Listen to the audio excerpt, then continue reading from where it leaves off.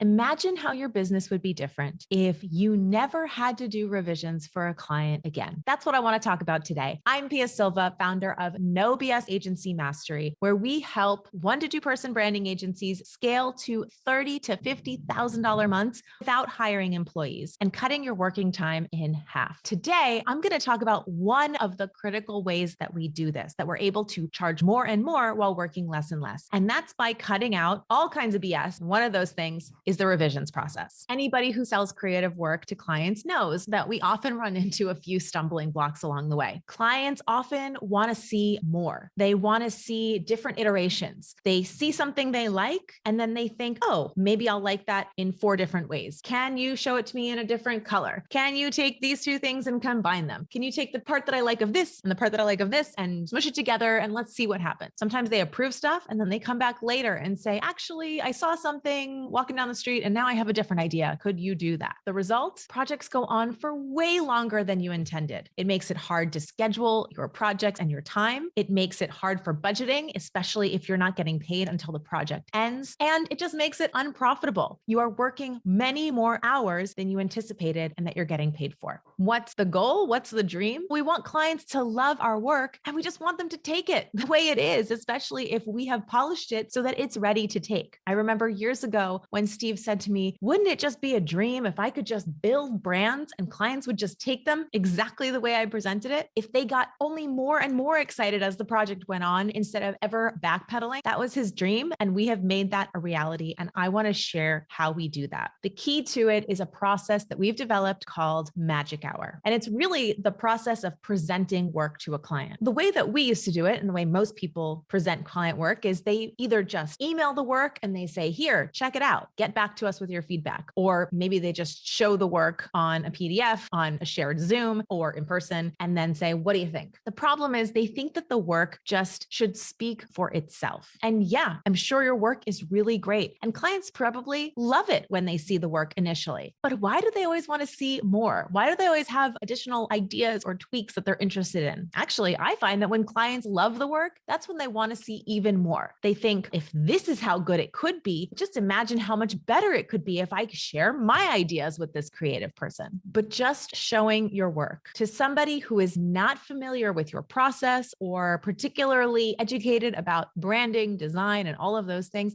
and hoping that it's just going to speak for itself, that would be like if you took me to a football game and expected me to be super impressed with the way some guy caught a ball. I know absolutely nothing about football, and I promise you, I'm not impressed. We do this with our Magic Hour process of presenting, and it comes down to 4 key principles. Principle number 1, start with why. I'm sure you're familiar with Simon Sinek. He preaches that getting to the heart of why and communicating the why is how people will connect with your brand and your business. And it's a key to building a really powerful brand. Guess what? Getting a client to connect with why they're here working with you, why they've invested in themselves. That is how you're going to get them to buy into your work and your ideas. Too often, we just present the work by starting with what we did. But just because the client already hired you doesn't mean they're already sold on everything that you're about to do. It's actually the opposite. We are selling them on our ideas every step of the way, which means when we're presenting our ideas, we need to start with that most powerful idea that brought them to you in the first place, why they need this change. Principle number 2, share the story. You know how when you go and watch the Olympics, they're constantly showing you these montages of the most famous Olympians so that you can see their story. You can understand where they came from and what challenges they overcame to get there. And because you see their story, you then become so much more engaged with them. That's why you're rooting for them, because you understand a little bit more about what is making them the famous athlete that they are. You become invested in them. We do the same thing in our presentations. We don't just show up and compete in the Olympics and expect the audience to care about us. We show them our thinking. We show them how we got from where we started to where we are now. Once a client sees the evolution of the story and they see the thinking behind it, they see why we did everything that we did. And then they too are invested in where we ended up. They too see why it is what it is, and they will support it and they will root for it. Principle number 3, sell the dream. A huge mistake that people make when presenting work is to piecemeal the work, drip by drip, piece by piece. You want approval at every step. That's like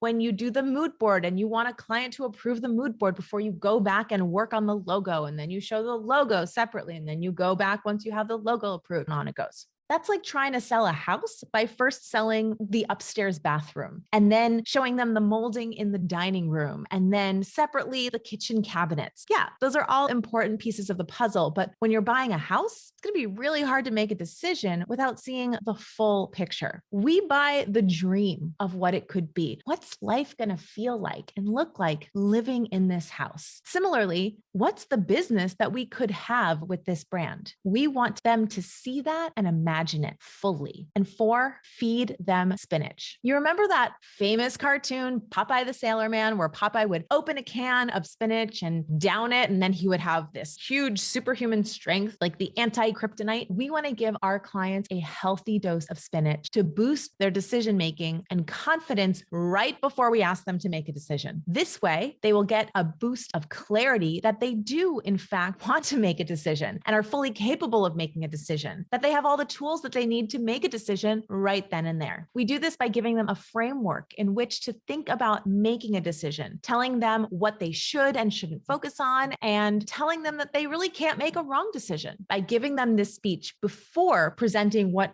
may feel like a very important decision to them, you can relieve the pressure that they make the wrong decision. That's usually why they're scared to do it. Instead, they're going to feel superhuman, like they just downed some magical spinach and they are ready to move forward. Connect them with their why, get them to understand where you came from and how you arrived at this, get them to envision the full picture of the brand, and then empower them to move forward. Incorporate these 4 steps into your presenting, and you will get clients to say yes on the spot. We just had a student recently who said she had an entire brand approved within an hour, something that used to literally take her months to get approved, all because of this magic hour process. That's all I got for you today. See you next week.